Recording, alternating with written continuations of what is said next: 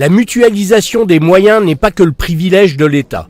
Le lundi 23 janvier, Hervé Laborde, le directeur du pôle gériatrique Filieris, et Lionel Tosi, le directeur de l'EHPAD Sans Souci, étaient réunis à Creuswald pour évoquer l'ouverture en commun de l'accueil de jour et du pôle d'activité et de soins adaptés, le PASA. L'année passée, suite à une autorisation de 2015 de l'ARS et du département, nous avons eu autorisation de la création d'un PASA. Alors le PASA, c'est un pôle d'activité et de soins adaptés.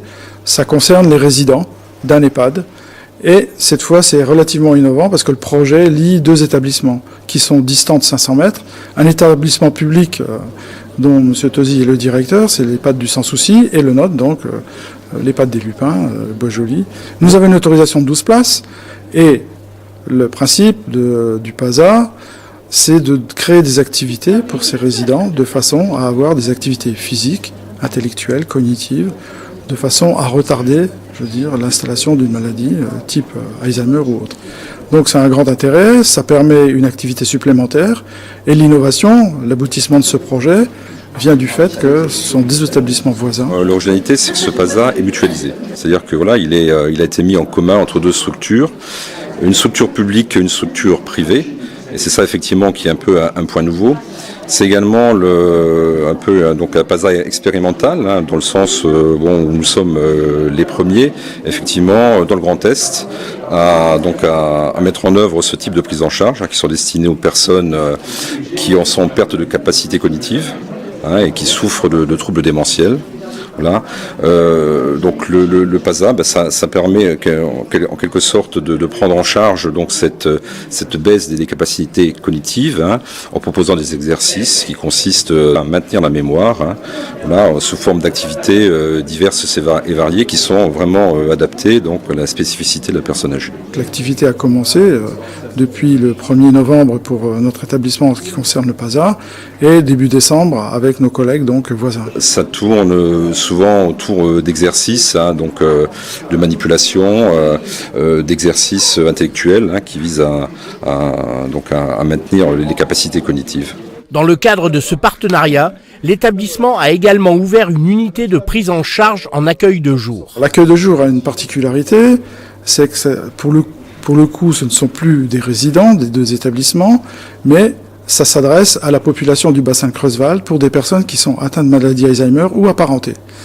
Donc la particularité, nous avons une autorisation de 6 places, ça a commencé début novembre, plein succès parce que nous faisons le plein pratiquement tous les jours. Ça concerne donc des personnes qui sont atteintes de ces maladies-là, et une prise en charge est faite chaque jour. Alors ils peuvent participer du lundi au vendredi, donc avec une prise en charge soit propre à leur assurance sociale ou autre, et avec un contrat donc entre la personne et les familles et l'institution.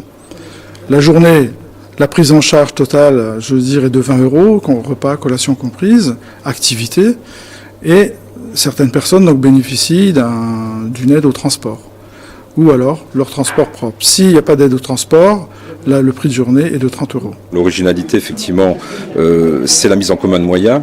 C'est vrai que de par la période que nous traversons, qui est marquée quand même par une diminution notoire des crédits, donc la mise en œuvre de ce type de PASA est une opportunité. Alors effectivement, donc on met entre structures des moyens communs pour permettre une prise en charge, bien sûr dans le cadre d'un tissu local, et ici effectivement c'est Creuswald et environ, mais effectivement plutôt que d'avoir deux structures qui seraient séparées et finalement concurrentes quelque part, l'objectif c'est de se regrouper, de mettre des moyens en commun pour réussir justement à apporter la prise en charge nécessaire à la population.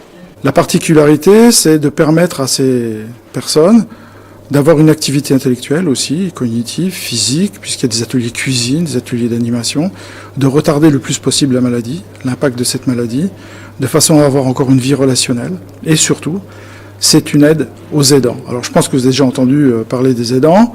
Eh bien les aidants, ce sont les familles qui les entourent, ces personnes, les enfants, conjoints, conjointes, et ça leur permet, au moins pendant le temps où ils sont ici en activité, déjà d'être plus sereines, d'être en sécurité, et du répit pour les familles, parce que les prises en charge sont très très lourdes et épuisantes quelquefois. Donc c'est une alternative. Donc nous sommes vraiment, je veux dire, Filieris dans ce cas de figure, on répond bien à notre mission publique, c'est-à-dire répond aux besoins du bassin de Creuswald. Et bon, Nous avons tout un panel, je veux dire, d'activités, mais pour le coup, nous sommes vraiment dans un cadre d'activité très intéressant pour la population. Une pathologie cognitive. Voilà, donc, et en ça, bon,